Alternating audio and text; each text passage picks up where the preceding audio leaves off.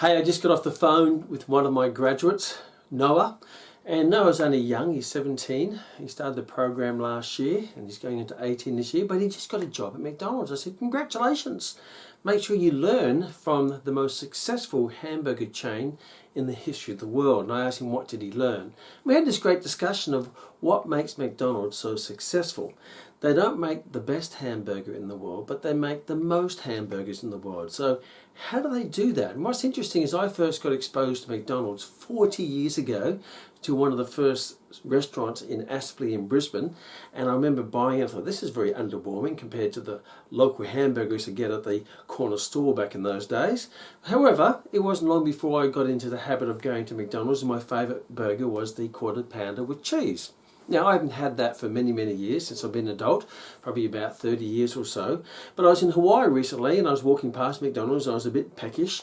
And I thought, well, I'm going to go back to reminiscent my childhood. I'm going to go and have a quarter pounder of cheese to see what it's like. And you know, 30 years later, it comes out, and you know what? It is exactly the same as it was 30 years ago. And that was in Hawaii. And if you go through all the thousands and thousands and thousands of McDonald's around the world and order your Big Mac or your quarter pounder of cheese or fillet of fish, whatever it might be, it will come out exactly the same. So one of their strengths is the consistency of delivery of not just the product, the burger, but also the experience in producing a clean premises with clean toilets, and as you can see, everything's going on. So they're very consistent with what they do. And one of the human needs is the needs of certainty, which means we want to feel comfortable and certain that we're going to get the same thing. That's why people, when they go to a restaurant, 90% of the time they order the same meal to fulfill that human need of certainty. And McDonald's does that brilliantly, not just in one restaurant, but across thousands and thousands of restaurants. And that's why a lot of people go back there,